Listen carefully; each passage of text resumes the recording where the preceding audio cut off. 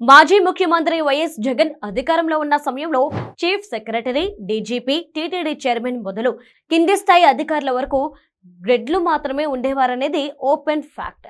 CS గా KC Jawahar Reddy, డీజీపీగా Kasireddy Rajendranath Reddy, TTD chairman గా వైవి సుబ్బారెడ్డి లేదా భూమన కరుణాకర్ రెడ్డి, ప్రభుత్వ సలహాదారుగా సజ్జల రామకృష్ణారెడ్డి, ఇలా అంతా రెడ్డిమయంగా మారింది. ఇక పార్టీలోనూ వీరిదే హవా. ప్రాంతీయ కోఆర్డినేటర్లుగా నలుగురిని నియమిస్తే అందరూ రెడ్లే కావడం వివాదాస్పదంగా మారింది. వీటిపై ఎన్ని విమర్శలు వచ్చినా ఆయన రెడ్లకు తప్ప ఇతరులకు ప్రాధాన్యత ఇచ్చేవారు కాదు. ప్రతిష్టాత్మక విద్యా సంస్థలను సైతం జగన్ తన కులం వారికి రాజకీయ పునరావాస కేంద్రాలుగా మార్చారనే ఆరోపణలు ఉన్నాయి.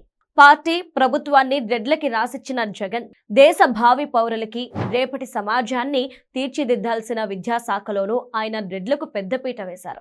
ప్రతిష్టాత్మక విద్యా సంస్థలు రాజకీయ కేంద్రాలకు అలవాలంగా మారిపోయాయని విద్యాశాఖ మంత్రి నారా లోకేష్ అసెంబ్లీ సాక్షిగా ప్రకటించారు. ఆంధ్ర యూనివర్సిటీ ఉపకులపతిగా ప్రసాద్ రెడ్డిని నియమించారని తెలిపారు. జగన్ సమీప బంధువు సుందరవల్లిని శ్రీ వెంకటేశ్వర యూనివర్సిటీ రెక్టార్గా, విక్రమసింహపురి వర్సిటీ వీసీగా నియమించారని చెప్పారు. ఆచార్య నాగార్జున విశ్వవిద్యాలయం ఉపకులపతిగా శ్రీకాంత్ రెడ్డి, ఆర్కిటెక్చర్ వర్సిటీ ఉపకులపతిగా రామకృష్ణారెడ్డి, ఎస్వియు వర్సిటీ వీసీగా సురేంద్రనాథ్ రెడ్డిని నియమించారని తెలిపారు లోకేష్. నాడు ఈ యూనివర్సిటీలు రాజకీయ పునరావాస కేంద్రాలుగా విలసిల్లాయన్నారు విద్యాశాఖ మంత్రి. జగన్ బంధువులు వీసీలుగా నియామకం అవడంతో యూనివర్సిటీలలో వైఎస్ విగ్రహాలను నెలకొల్పేందుకు ప్రయత్నించారు. ఇలా విద్యా వ్యవస్థలను భ్రష్టు పట్టించారని లోకేష్ వివరించారు.